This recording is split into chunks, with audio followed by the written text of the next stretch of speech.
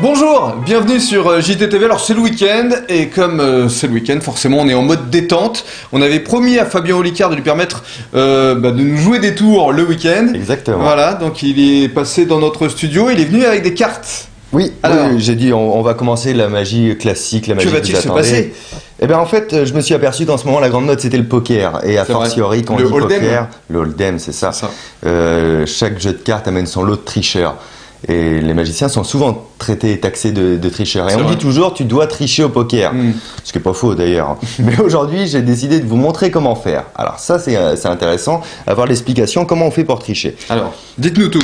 Bon, on va prendre les rois, parce que les rois sont des cartes fortes. On va sortir un joli carré de roi. C'est vrai, donc trèfle, pique, cœur et carreau. Voilà, je vais même bien les montrer à la caméra. Et je vais vous faire voir comment nous, les magiciens, on utilise les techniques de triche pour les faire passer d'un endroit à un autre. 1, 2, 3 et 4 rois. Vous les voyez bien, Rémi? Je les vois bien. Vous les voyez bien. Je les vois bien aussi. On a carreau, c'est pas beau de se moquer. Après, on a cœur, pique et enfin trèfle. Ouais. Et malgré le fait qu'il y ait beaucoup d'encre, ce sont les cartes les plus légères du jeu, hein, vous le constaterez. Et on va juste utiliser ces 4 rois pour essayer de vous faire une démonstration de triche. 4 rois, on va les garder juste comme ça, vous voyez bien par chez vous, 1, 2, 3 et 4. Alors en fait, ce qui se passe, c'est que le premier roi, si je le prends comme ça, là peut-être vous le voyez un petit peu, hein, j'ai pas l'habitude des caméras, je vais le prendre un petit peu mieux. Est-ce que là vous le voyez? Je ne pense pas. D'ailleurs, on peut même faire voir de l'autre côté, on ne le voit pas du tout. On le voit en fait uniquement au moment où je le pose sur la table. C'est incroyable. Je tiens à dire quand même, à vous qui nous regardez depuis votre écran d'ordinateur, que je suis à côté et que je ne vois rien. C'est même moi, je très vois rien, énervant. pour te dire.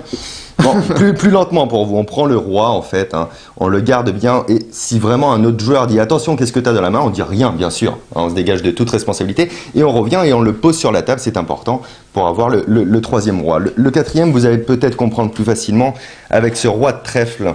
On pourrait le faire disparaître lors de la donne, hein, en main directement. Hein. Alors c'est vrai qu'il faut avoir les mains qui collent un petit peu, ce qui n'est pas forcément le cas aujourd'hui, mais en appuyant bien, ça doit pouvoir tenir. Voilà. En apesanteur. Et il disparaît. On ne voit pas, il ne faut pas se faire avoir quand on triche. Hein. Par contre, toujours le même principe, quand on repose, on voit la carte. On la voit beaucoup mieux. C'est hallucinant. En même temps, 4 rois, c'est peut-être pas ce qui suffit pour gagner. Non, le mieux, c'est 4 as en général. Le mieux pour gagner au poker, c'est d'avoir 4 as. Bravo, on peut l'applaudir. C'est magnifique. Merci, Rémi. Vraiment, formidable. Non, et encore une fois, je tiens à prouver que c'est réel. Donc, pour vous rendre compte de visu, c'est la comédie des 3 bornes. À 20h15 le mardi. C'est tous les mardis et ça se passe dans le 11e. Vous reviendrez le week-end prochain parce que là, franchement, on est bluffé. Hein. Je crois que c'est clair.